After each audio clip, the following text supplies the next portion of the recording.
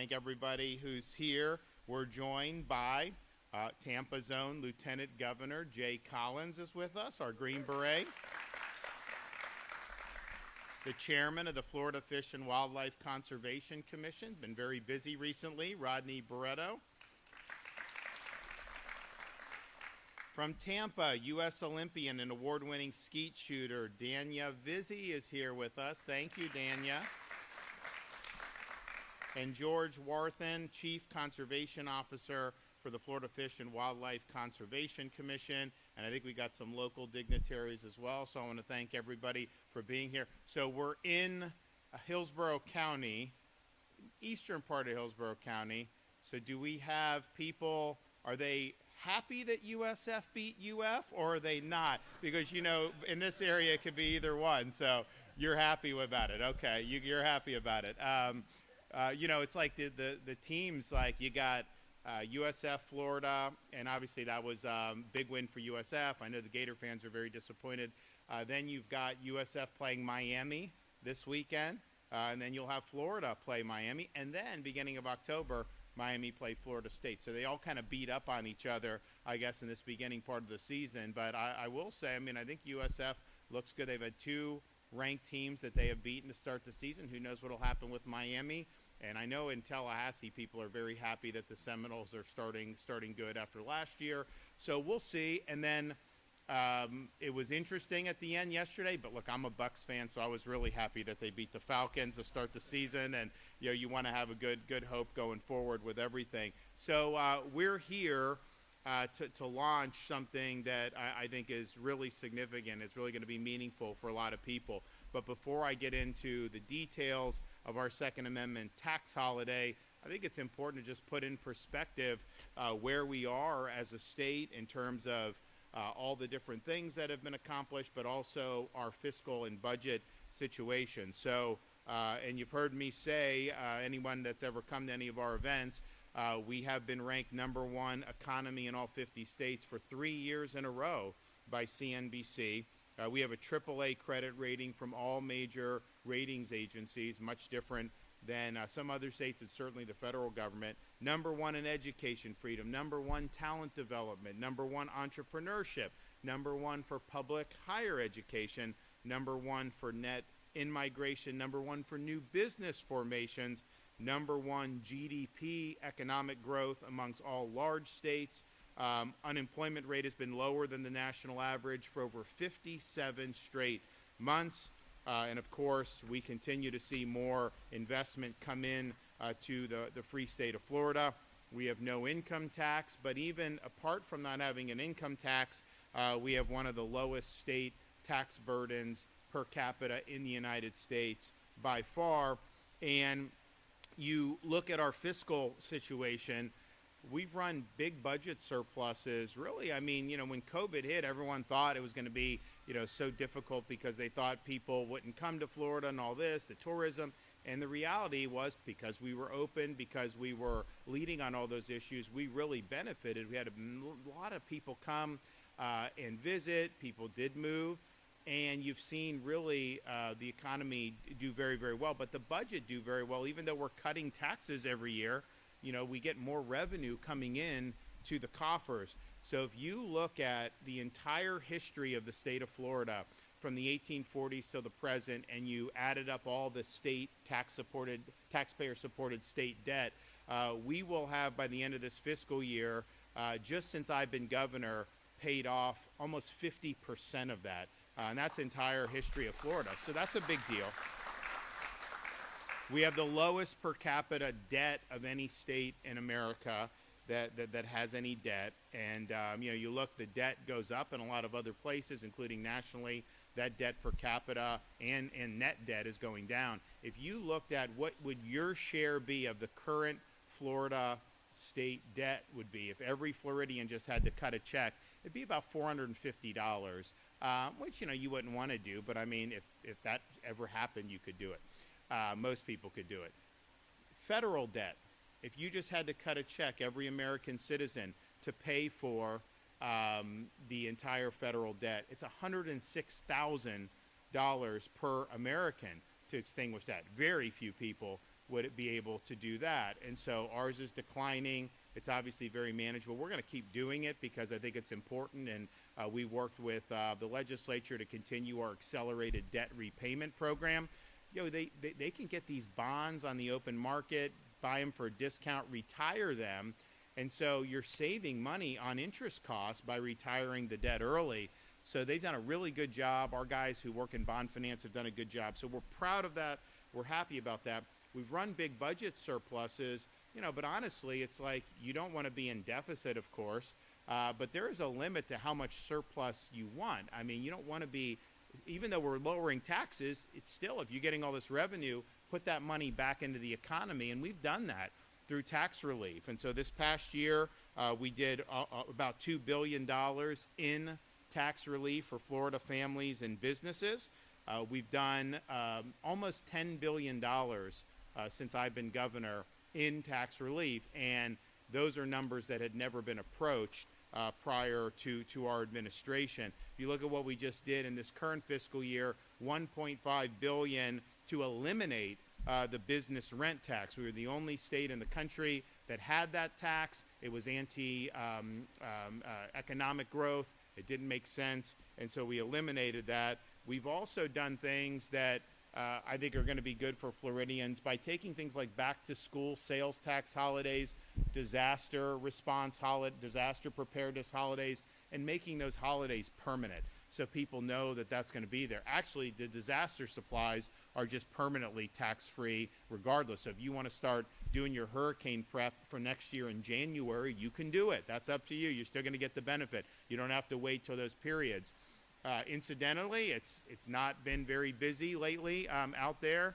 We're watching, of course. We are basically arriving at what would typically be considered peak season. I mean, once you get in kind of that middle of September into the third and fourth week, that is the most frequent tropical activity historically. So things look, knock on wood, look good now. But what I tell people is you can have a very, very inactive season, but then it could just take one to make, you know, a really catastrophic impact. And so we watch, we monitor. Things right at this moment look good, but you know, we are in the peak where these things start to develop. So we'll continue to do that. All just being said is there's not an imminent storm on the horizon, but if you haven't made prep, we could get one. And so take advantage of that tax-free and really get it done.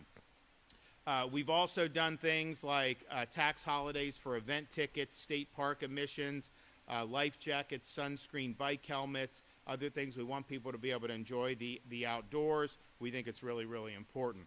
So that brings us here today. So one of the things we were looking at when we did our budget last year was what can we do to provide meaningful relief to people? The big kahuna that we're working on is the property taxes.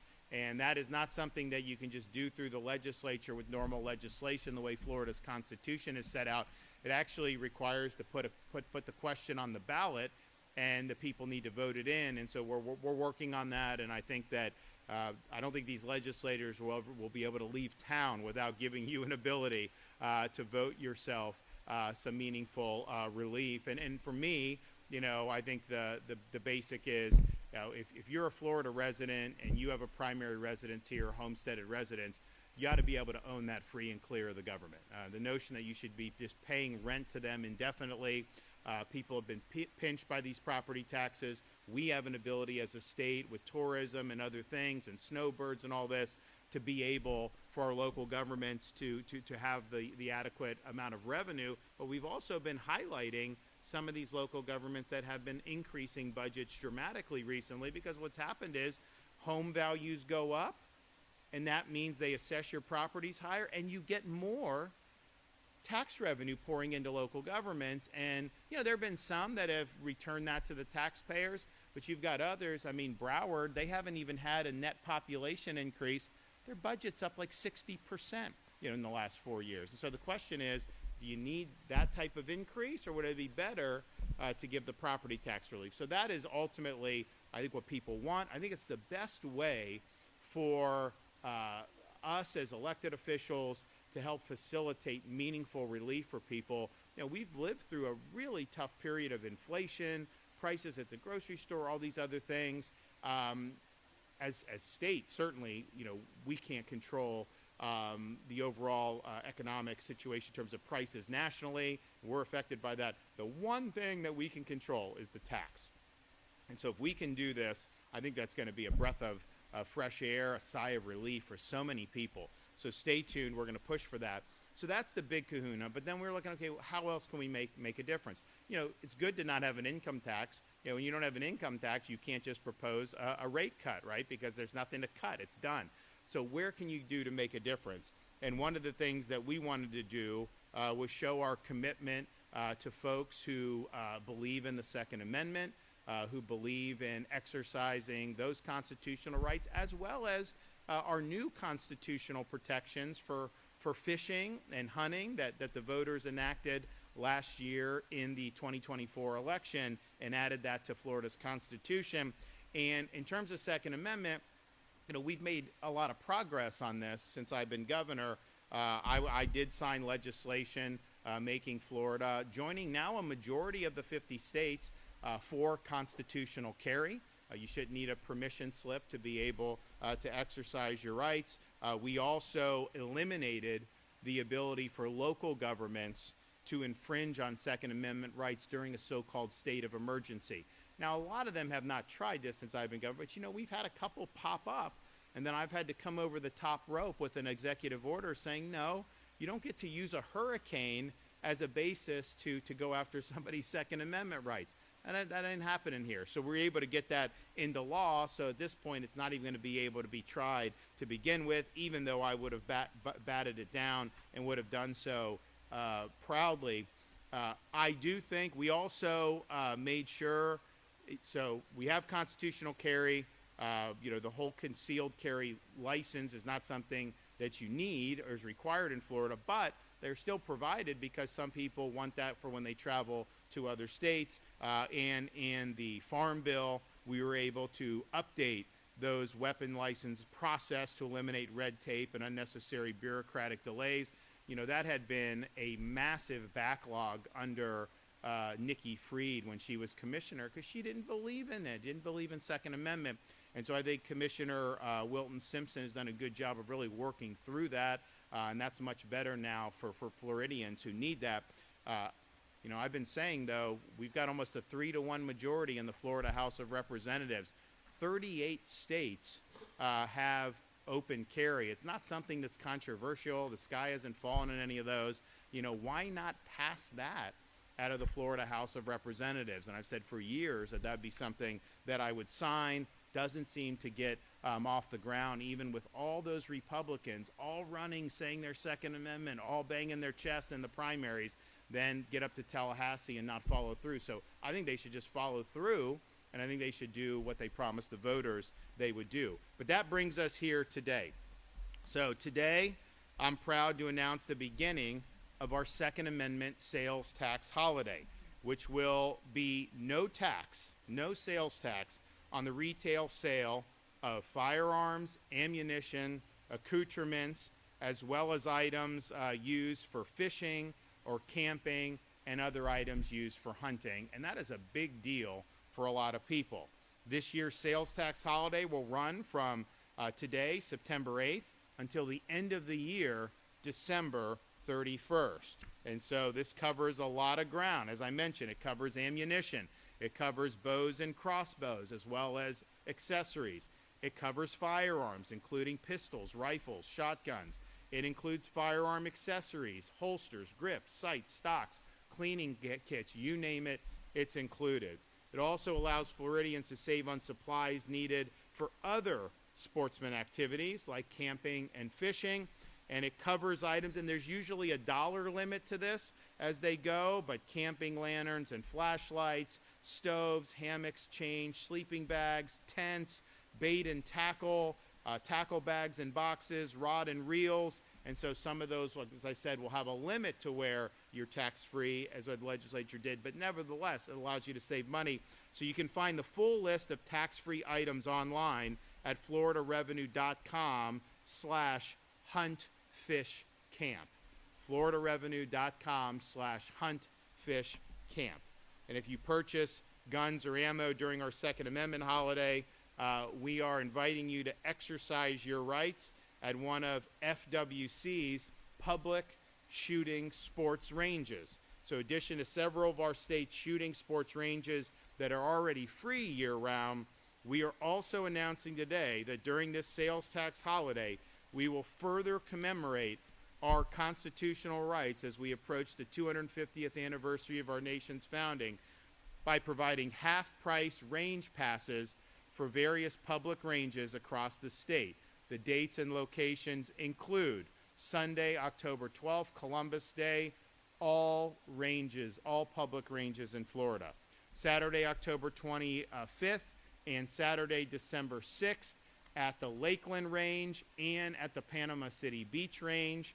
Saturday, November 22nd, and Saturday, December 20th at the shooting range in St. Cloud and the Palm Beach County Shooting Sports Complex in West Palm Beach.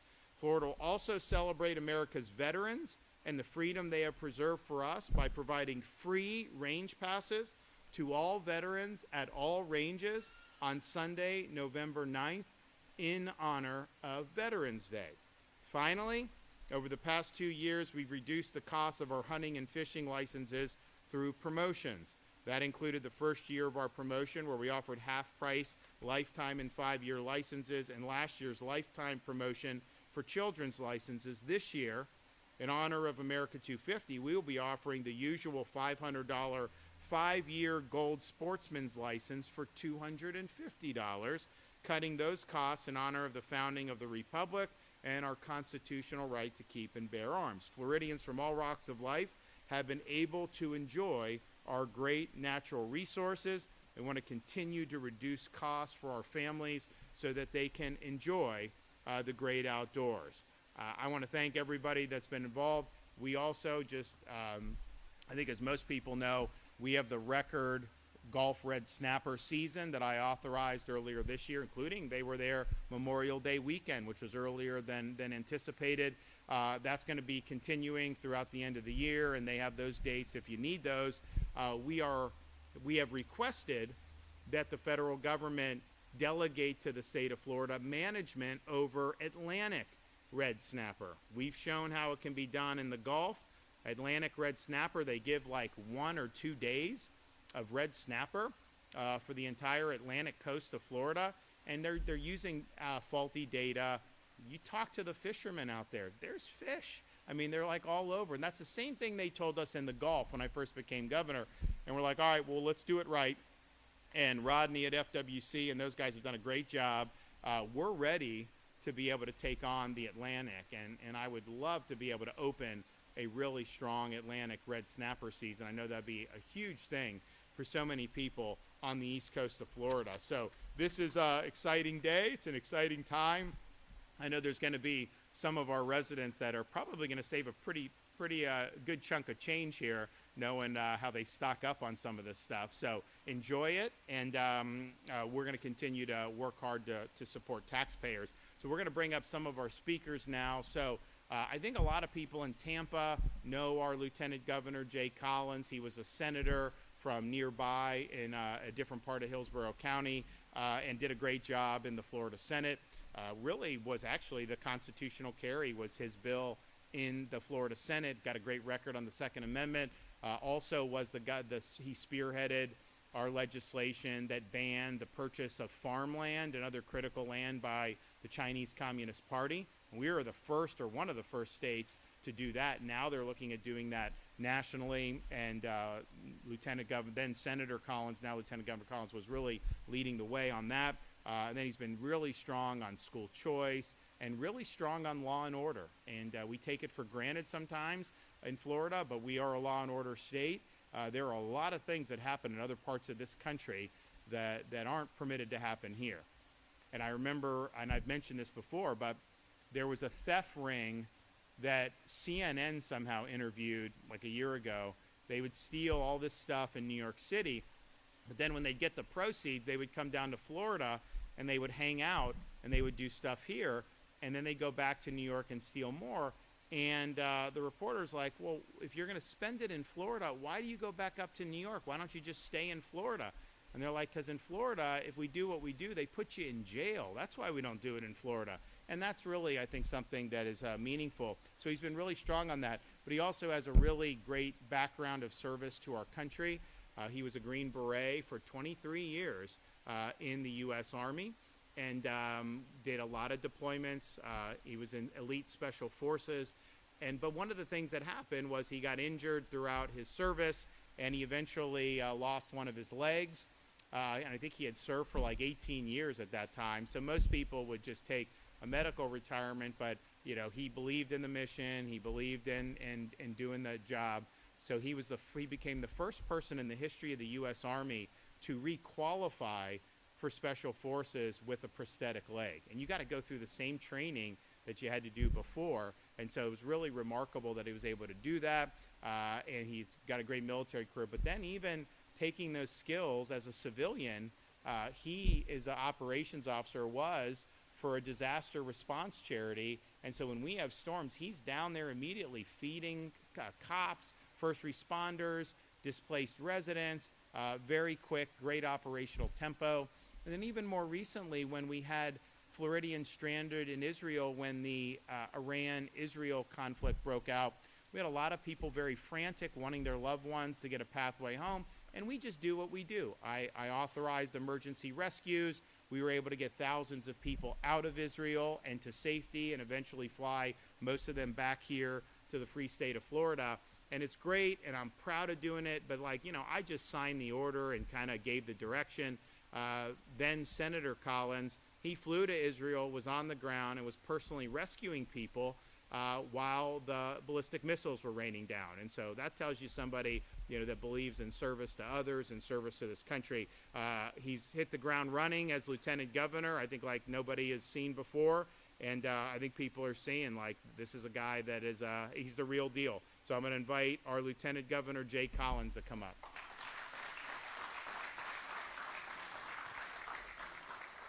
Well, good morning. It is great to be here with a lot of friends, people we've known for years, our cattlemen in the back.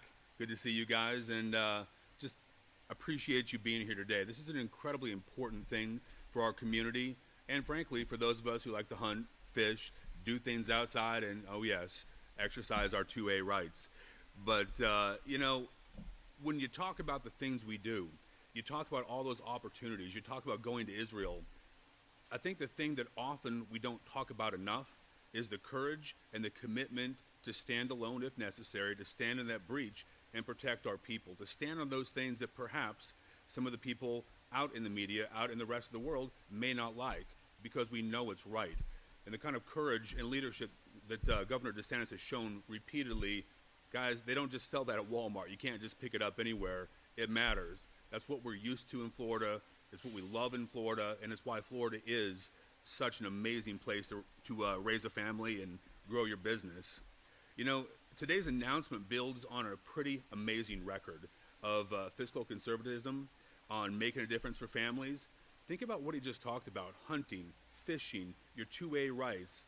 You want to buy a shotgun, a rifle, a pistol, your ammunition. It's expensive, right? We know that. But taking the taxes off the top, man, absolutely incredible. After my family and I moved here, being in the military, we took a lot of things for granted. Some of the places we worked, we could go to the range pretty much any day we wanted. You didn't really realize the impact and the cost of all of that training when you left the military until you had to pay for it out of pocket. We were a little spoiled, right? I'm going to tell you, things like this make such a difference. We have an Olympic athlete today, a skeet shooter here, who is pushed and driven herself into excellence in all that she does. Can you imagine the cost of those training hours and how this can make a difference for her and her family and the people around her? Obviously, we have Chairman Barreto here today, who has led in many ways with FWC. And Layla, I can't forget about you. The most important person in my life and my family is my wife, Layla, who has been there through our thick and thin. When we talk about 2A rights, I did have the opportunity to carry that bill. And while it did not get everything we wanted, guys, it was the first time in the history of our state, and I believe the nation at the time, where we clawed back Second Amendment rights that had been forfeited and given away. Think about that. I am on the record many times. I am pro-God, I am pro-gun, I am pro-life, and I stand unequivocally for those values. It was a privilege and an honor to fight for those, and I stand with the governor on this. Our 2A rights have to be codified. We're going to continue to fight for those, and we should be an open carry state. I think we're on record many times saying that. Hopefully this is the year, but we'll continue to fight for those freedoms and those rights each and every day until we get them all back. So these tax savings are one thing, and I want to share this website one more time just so people can get that. It is floridarevenue.com/huntfishcamp. It makes a difference, guys. We take it for granted, but go enjoy those times. With America's 250th anniversary coming up, I can't think of a better way to celebrate that than out fishing, hunting, living that Florida dream, that American life, and yes, shoot off some fireworks, do those things, but by God, enjoy the range day. And I just heard Sunday the 9th, right? You know where my family's going to be. We'll be exercising our 2A rights at some range, probably somewhere in Hillsborough County, doing what we do. But guys, aren't you glad to live in a state that values its people, that fights for the things that matter, and prioritizes things that make a difference at your kitchen table, at your dinner table, and for your family? I know I am. God bless each of you. God bless the free state of Florida. Rodney? So Rodney is the chairman of the Florida Fish and Wildlife Conservation Commission, and you know they've been instrumental in getting that red snapper. I'm always bugged. Come on, let's go, red snapper. We want more, and they've delivered on that. Pythons in the Everglades, huge issue. You know, we've really upped the game, but hopefully we're going to have even more announcements coming ahead on that. And then obviously on these issues to be able to provide these discounts for Floridians over many years, and now this year, you know, really meaningful stuff. So thanks for putting Floridians first and embracing this great culture in Florida. Thank you, Governor. I got to tell you, I got to thank the governor for his unwavering commitment to the people of Florida. And he has called me numerous times. He says, what can we do to allow more people the opportunity to do more in Florida? Listen, I tell him all the time, I said, people move to Florida because they love the freedoms we have. Do you imagine that you can be yellowtail fishing down in the Florida Keys and scalloping in Northwest Florida in the same day? It's just amazing the opportunities we have here for the outdoors. The governor has given us all the resources as an agency. He's given us all the tools to protect the environment, open up opportunities. A lot of people don't know that the governor, under his leadership, has bought 374,000 acres, new acres of conservation land for Florida for the future, for our children's children, so that they have an opportunity like we've had this opportunity to be on the outdoors and enjoy it. So I just want to thank you, Governor, for all your support. We do have some exciting news on the python coming up that the governor is going to be announcing soon, and we're excited about that. It's something that we've been working on for quite a while. And Governor, thank you for your leadership. And so what's our time frame on our Python announcement, do you think? Okay, all right. Well, so that means it's going to be soon. We are going to be down, you know, we did the really historic agreement with the Army Corps of Engineers and the Department of Army to get some of those Everglades projects that the federal government has been in charge of, and delegating that to us. Give us the money, we'll do it. We move very quickly, and that's been a really good partnership. So that's been underway. The projects have been bid, and you're going to see us moving forward on things that probably wouldn't have even broke ground for another 5 to maybe even 10, probably about 5 years. These things just tend to get delayed. So there's a lot going on down there, and I'm proud of all the stuff we've done for Everglades restoration. But you know, these pythons, they just ravage everything. They're not native to there, and there's really no natural predator for it. So the only way to be able to protect the other wildlife there is to just get these things out of there. And there's been different things that have been creative to try to do that. I mean, we do the competition every year. People do go and enjoy doing it. It's not easy. I mean, it's not like they're just easy to find. You got to really do, and it takes a while. But it's important, and so I look forward to making that announcement. Okay, our great shooter, come on up, Dania. Governor, I would just really like to thank you for your vision and leadership in providing this Second Amendment sales tax holiday. The shooting sports are a family-oriented activity and something that I learned to love by watching my dad shoot. The exemption of sales tax on these items over the next 4 months will help so many Florida families and hopefully some young aspiring Olympians to participate in the sport that I and we all love so much. So thank you again, Governor. How'd you get involved? Tell them about your background a little bit. My background? Well, just how you've, like your career doing this. I started shooting a little bit late. I was 16 years old. To make a long story short, I grew up as a competitive dancer. I went to the Juilliard School for a semester, thought I would become a ballerina. And then when I was 16, my dad took me to the shooting range, just something that we would do for fun. And there was an Olympic coach there who said, "Did you know this was an Olympic sport? I feel like you would be really good at it." And I said, "This is an Olympic sport?" So I tried the Olympic discipline of shooting, left New York, left Juilliard, and here I am now, making shooting my living. Thank you. All right, so again, today, September 8th, until the end of the year, December 31st, 2025, these items are tax-free. Firearms, ammunition, accessories, bows, crossbows and accessories, bait and tackle, reels and rods, camping equipment within certain limits on those. But basically, the ammunition is do as much as you want and be able to save. So I'm excited to be able to deliver this. This was something that we had a lot of positive feedback from when I first floated it, however long ago we did that. And so we're like, all right, we got to find a way to get this done. So I'm glad it made it across the finish line, and I hope everybody enjoys. Okay, do we got any questions? Governor, your effort to change the vaccine mandates in Florida take a hit when President Trump said this weekend that he doesn't seem to be in favor of it. Well, I would just say, I've never been in favor of mandates, so let's just be clear on that. Now, there are things that have been in law that are legacy. In Florida, when you talk about schools, we have very generous exemptions. And so I think what you see is a lot of parents use that as it is now. And I also think a lot of people don't realize, there's a lot of countries in Europe, especially UK, Sweden, Norway, Ireland, most of the provinces in Canada here in North America, they have zero mandates.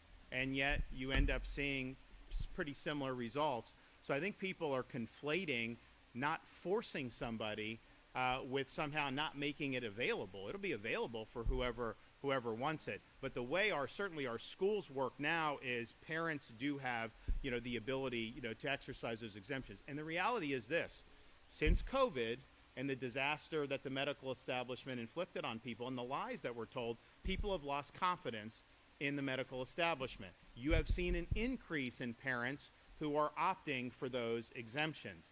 The Surgeon General believes, and I believe, that if you actually didn't say you've got to take this, otherwise you're going to be punished, I think you'd actually have more uptake on some of those. I think there's some people, they're being told they have to do it, so they're opting for the exemption. But if they were told, hey, here's why you would want to do it, I actually think you'd see more. And that's why in Britain and some of these, they have high uptakes on those because people have trust. But one of the things so I've never been for mandates. But one of the things that I think is really, really frustrating to see how this gets weaponized. First, we saw it during COVID. They wanted to say that if you didn't get a COVID mRNA shot and show proof of that you shouldn't be able to go to restaurants, you shouldn't be able to go to sporting events, you shouldn't be able to attend college, you shouldn't be able to go K through 12 school without having any data to back that up. And they were even trying to impose mandates on people who had recovered from COVID and had natural immunity. So it was unscientific. It was basically them trying to control. Now, we batted that back in Florida. We banned vaccine passports. We made sure that colleges and universities couldn't mandate, no mandate K-12, no workplace mandates and everything like that. And that saved a lot of people's livelihoods and jobs who were not in a situation where that was something, that they wanted to do. But what happens now, and then the CDC under Biden, they added the COVID mRNA shot to the childhood immunization schedule. The problem with that is that there was not a scientific basis to do that. They're doing it, and and parents have rebelled.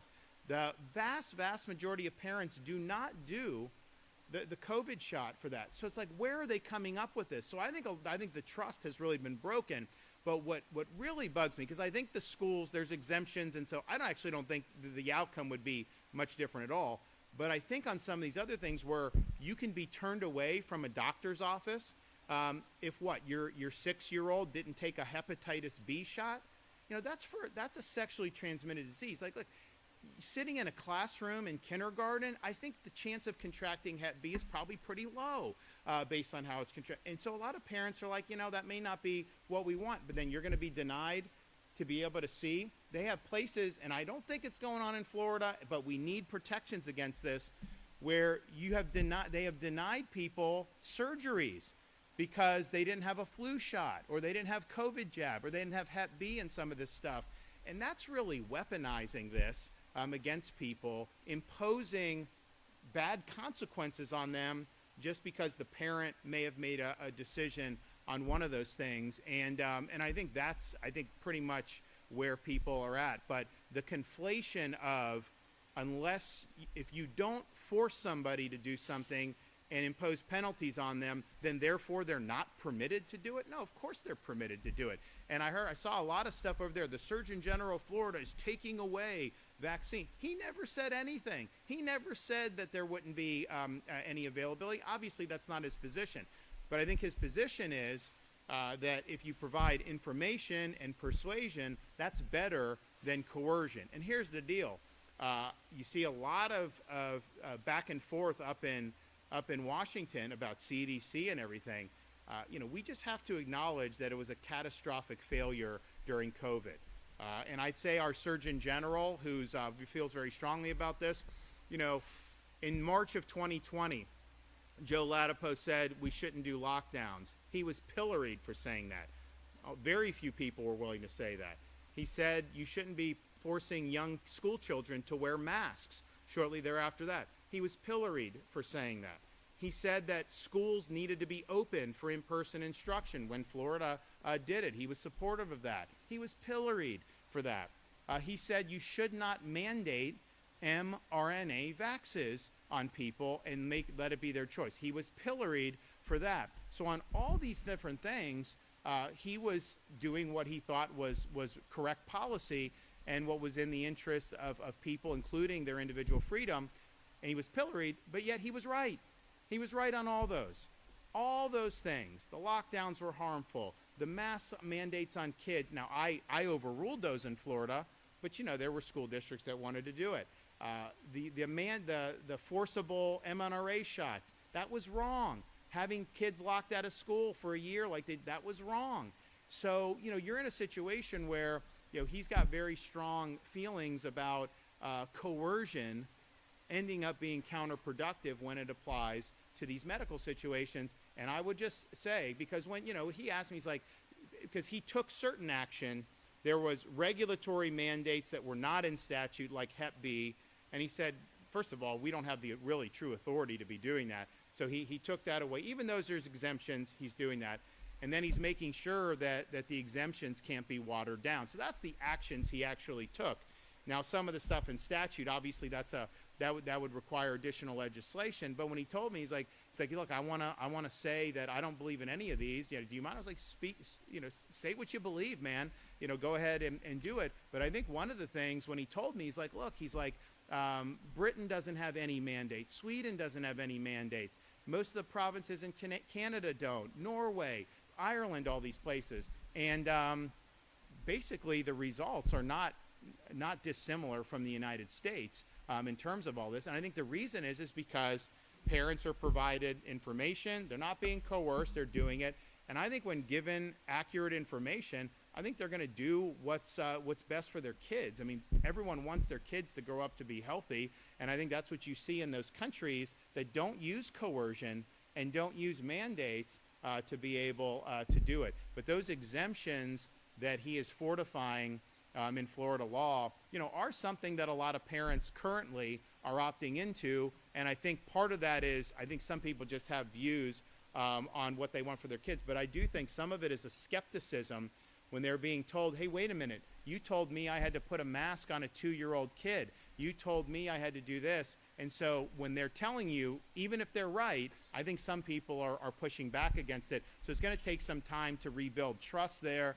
And I think what the Surgeon General's position is the way you build trust is to provide information and use persuasion rather than try to ostracize people from society if they make a different choice. Today, American a child brought a gun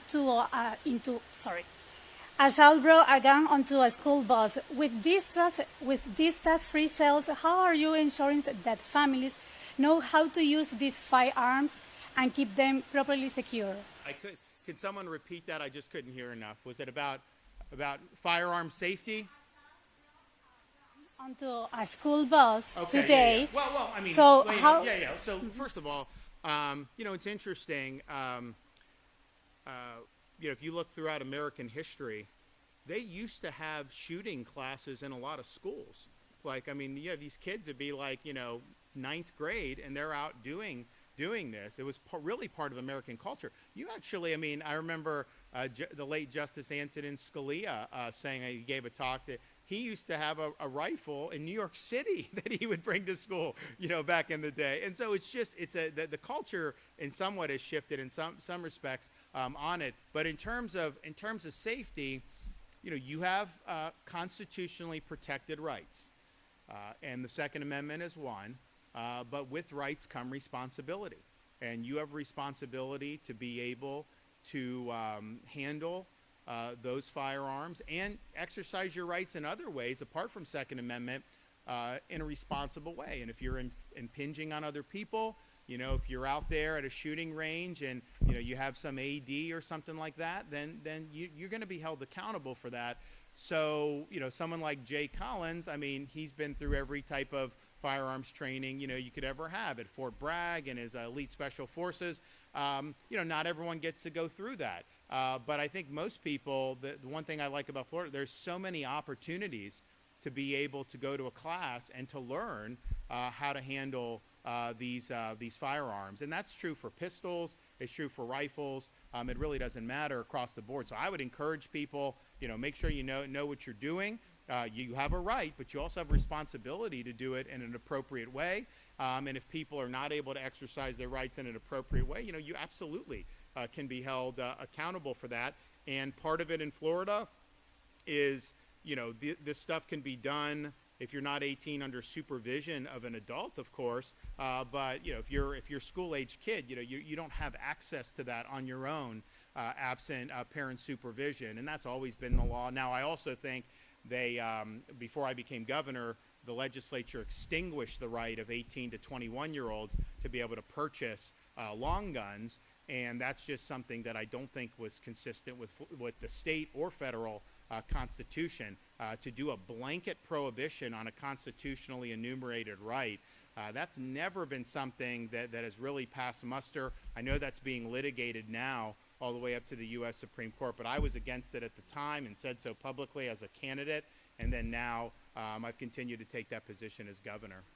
Vaccine mandates, part of that you're going to have to get the legislature to approve, and so far some Republicans that are actually bold enough to talk to the press have said basically no comment. I know there hasn't been any bill language yet, but they seem to be... Well, look, the Surgeon General said, his position is he's going to work to do that. He recognizes his authority is important, and he's exercising it, but it's limited. It's not unlimited authority. And so as he goes and meets with legislatures, all these agencies propose bills every year, and they can do. Now, I would also say this. Apart from, the overall mandates, which I think as people learn more about it, will understand that what the Surgeon General was saying was pretty consistent with what many countries are doing. And then if you look in practice with Florida having our exemptions the way we do, and a lot of parents opting for that I think likely you would see very, very similar outcomes, even in the absence of the current regime. And I actually think you'd see higher in some respects, because I think people would say, you know what, you're trusting me. Yeah, I'm going to listen. I think people have a more open mind on some of it. But we asked the legislature, all the stuff I talked about preventing people from losing their jobs or vaccine passports or all of that. We did that in 2021. Very important. The legislature sunsetted that. And so it was going to be sunset this year. So we said, hey, let's make it permanent. They didn't make it permanent. They just extended it. That's got to be made permanent. I mean, that to me is, everyone is glad that we did that. I mean, even the very far left, I don't hear them, at least publicly, they won't admit they're for vaccine passports. It doesn't make sense. So they need to do that. The other thing is addressing some of these issues of discrimination. I get, like, on some levels, you know, if someone comes for medical care and you're just in private practice, I don't know that you're under any obligation to necessarily see everybody. I mean, you'd have to talk to doctors about that. I get there's a business component to this. But to say that a mom can't get her daughter in to see a pediatrician because while they did MMR and all the standard vaccines, they didn't do maybe Hep B or they didn't do COVID or some of those, to me, that's discrimination. I mean, that is limiting people's freedom to be able to do what they think is right for their kids by having these restrictions. And basically, it's a follow-on from mandates. And if you look at the CDC schedule compared to what it was when I was growing up to now, I mean, it's a lot of shots for these kids. And some parents, while I think 90+% would do the core, some of the other ones, particularly the new ones, some parents may choose not to. Maybe there's an individual reason. I would much rather let people make those decisions than to say, oh no, you're barred from seeing pretty much any physician going forward. And certainly, if somebody needs medical care and they need a transplant or something, to say that you're not going to be able to get that because you didn't do this shot or that shot, that is not what we want to do. So that is weaponized against people. And what we tried to do in this most recent session was really focus on the non-discrimination. The legislature did not go for that. And I think that, you know, there is some currents in the legislature on both sides of the aisle. I mean, I think the Dems are very, very much, you know, believe in the coercion. But I do think you have some Republicans who their view is that, you know, people should face negative consequences for making different choices in that regard. And I think when you see those examples, you just kind of scratch your head and it's like, guys, you know, you're losing the plot here to allow that. So there's a lot of stuff that's kind of developed since then that I think is problematic. So make the stuff permanent that we've done. I think that's really important. We're going to take another whack at the non-discrimination as well. And then I know the Surgeon General feels strongly about any mandates for there. And like I said, I've always been against mandates, but you know, I focused on the non-discrimination because I thought that was the easiest thing that we could do last session. And you know, we got, I think a lot of members support non-discrimination, but I think some others, you know, just have different views on it. And you know, just as a dad, you know, we want to make sure that the parents are able to be in the best position they can to do what they need for their kids. And if their kid needs a surgery or something, to be able to say you're going to be rejected. Remember, they were, and we fought back against this in Florida, but there was a long time in this country during COVID where people were being rejected for medical care in different parts of the country because of the COVID jab, because of not taking the COVID jab, including people who were naturally immune because they had a prior infection. And this is why I think a lot of people get frustrated because, like California, for example, this is during COVID. Medical professionals were being, in California, forced to take COVID shots. Now, there were some that didn't do it. I don't know if they got fined or maybe they had an exemption or whatever. So you had nurses, and they had a big COVID wave. So the hospitals are starting to fill up. And then some nurses get COVID, and so they have to go on the sidelines. The unvaccinated nurses were sent home, and they were not allowed to help deal with the COVID wave. And they actually, because they were shorthanded, brought back nurses who were COVID, who had the vax, but had COVID. They're bringing them back. And I'm just thinking to myself, how nuts is this that they're doing it? A lot of the nurses that didn't take the MNRA already got infected by COVID.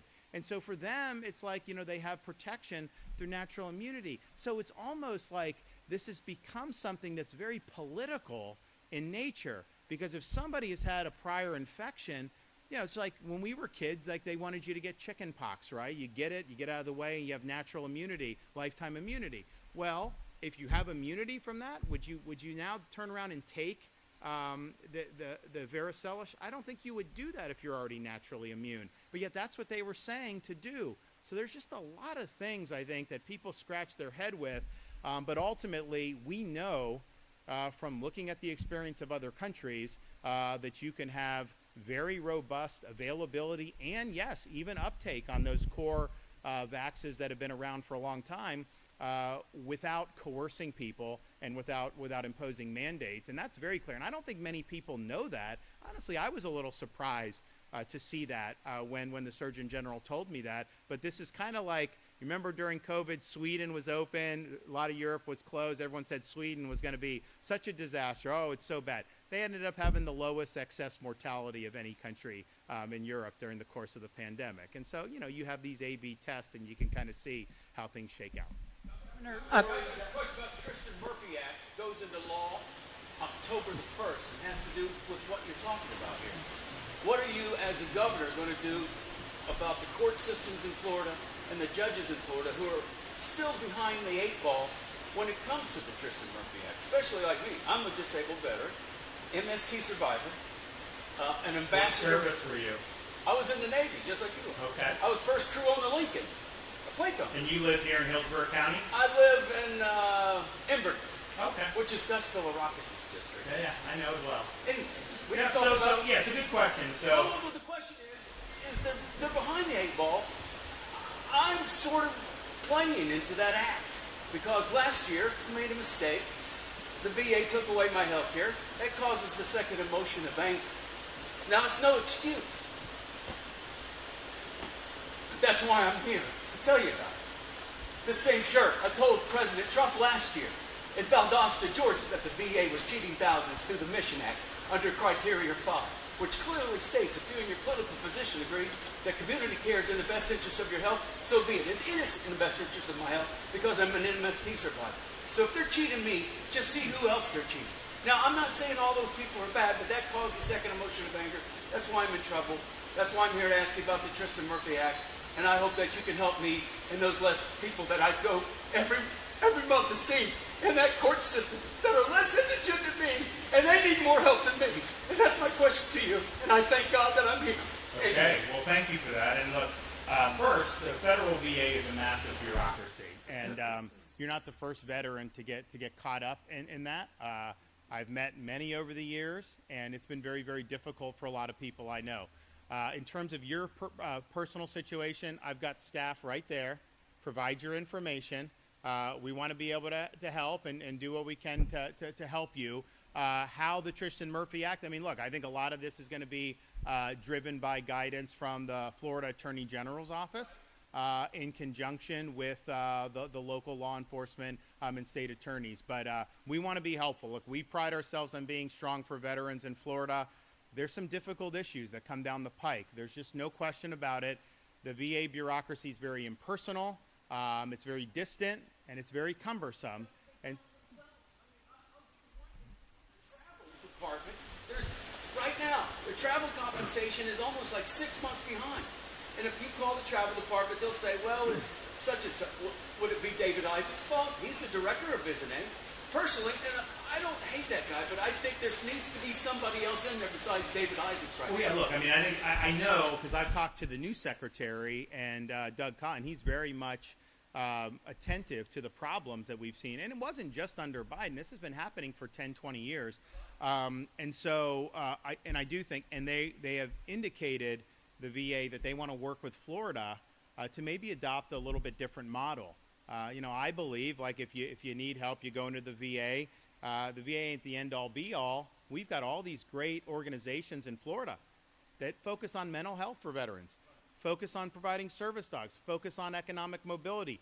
There's so many people in this state. You have a reservoir of groups that want to be helpful for veterans. So we're working on the model that was pioneered by my wife with Hope Florida. Let's use the VA working in conjunction with all of our groups to link the veterans with all these additional resources. And I just remember, like, when I was leaving the military, they give you like a packet about, hey, here's for vet. And I'm just thinking to myself, I'm looking at this, I didn't understand it. I mean, I was like, this is bureaucracy. And it was really problematic. So there's a lot to be done. One thing I'd I don't know about that. What would be your favorite Boss Hog radio song? Well, that's a discussion for another day. All right, But, no they problem. actually Excellent. just put out a someone like put out these song lists, and they attributed one to me. It just wasn't. I mean, there was some good stuff on there. You know, they had Johnny Cash, they had everything like that, and so people are like, well, why don't you put out your list? So we are going to put out the list. So stay tuned on that. Thanks, everybody.